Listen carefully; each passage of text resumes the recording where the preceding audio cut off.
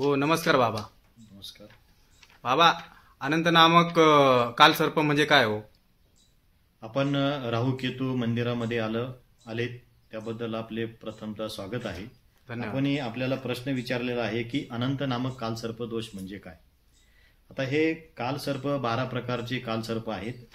त्यामध्ये पहिला येतोय हा अनंत नामक कालसर्प, ज्यांच्या पत्रिकेमध्ये राहू आणि केतू यांची सरळ रेषेमध्ये आले आणि सर्व ग्रह एका बाजूला आले की अनंत नामक कालसर्प होतो. ह्या कालसर्प दोषामुळे लग्नामध्ये अडचणी येतात, घरामध्ये वैवाहिक जीवनामध्ये अडचणी येतात, किंवा संतती व्यभिचारी होते, अनंत प्रकारचे अडचणी येऊ लागतात. त्यामुळे जातक हा विशिष्ट प्रकारच्या भयाच्या त्याला भय लागतं. त्यामुळे तो ज्योतिषशास्त्राकडे जातो किंवा आध्यात्मिक क्षेत्रामध्ये मार्गदर्शनाला जातो, परंतु त्याला कुठल्याही प्रकारचा फायदा होत नाही आणि तो एकदम चिडचिडा होतो. असं हे अनंत नामक कालसर्पदोष त्याच्या पत्रिकेमध्ये असतो. आणि हे अनंत नामक कालसर्पदोष हा राहू केतूमुळे झाल्यामुळे आपण जर राहू केतू मंदिरामध्ये येऊन अनंत नामक कालसर्प शांती केली तर त्याचे परिणाम आपल्याला तात्काळ जाणवतात. अनेक भाविक या ठिकाणी येऊन अनंत नामक कालसर्प दोषाची शांती पूजन केलेलं आहे राहू केतू मंदिरामध्ये. कारण राहू केतू मंदिर हे महाराष्ट्रामध्ये कोंची, तालुका संगमनेर, जिल्हा अहिल्यानगर या ठिकाणी मंदिर आहे.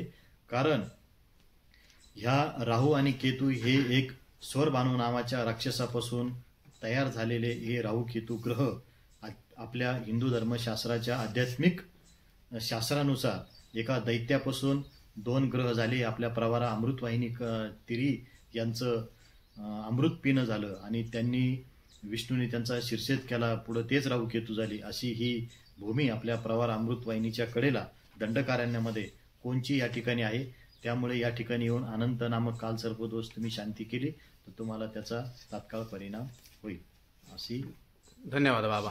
बाबा, मला हे विचारायचं होतं की हे राहू केतू मंदिर इथे एकच आहे, अजून दुसरं राहू केतू मंदिर कुठं आहे? बरोबर. राहू केतू मंदिर हे ज्या ठिकाणी स्वरभानू नावाचा राक्षसचा जन्म झाला, उत्तराखंडमध्ये पैठणीच गावाला, त्या ठिकाणी आद्य शंकराचार्यांनी 1200 वर्षापूर्वी फक्त राहूचं मंदिर निर्माण केलेलं आहे. त्या ठिकाणी शिवपिंडाची स्थापना केलेली आहे आद्य शंकराचार्यांनी. दुसरं मंदिर आपलं कोंची, तालुका संगमनेर, जिल्हा अहिल्यानगर या ठिकाणी कलियुगामध्ये स्थापन झालेलं राहू केतू मंदिर आहे. राहुरीला पण राहू आणि केतू यांच्या शिळाच्या जागेवर त्या ठिकाणी पण मूर्ती आहेत.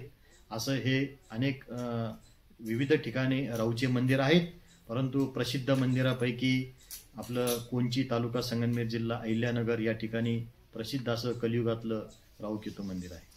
बाबा, इथं काल सर्प पूजा पण केली जाते तुमच्याकडं? हो, काल सर्प शांती पूजा केली जाते. कारण काल सर्प शांती, काल सर्प म्हणजे काय? काळ म्हणजे आपल्या जन्माचा काळ आणि सर्प म्हणजे कुंडली.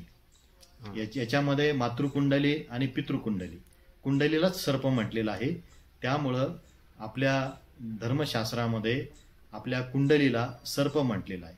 ज्यावेळेस आई आणि वडील या देहातून एक दुसरा देह तयार होतो त्यावेळेस ही सर्पकुंडली जागृत होते आणि परमपिता परमेश्वर त्याचा जीवाची निर्मिती करतो. त्यावेळेस हे राहू आणि केतू त्यांच्या पाप पुण्याचं देण्याचं कार्य करतात आणि ज्याच्या पत्रिकेमध्ये जास्त पाप आहे त्याला तो कालसर्प तयार होतो.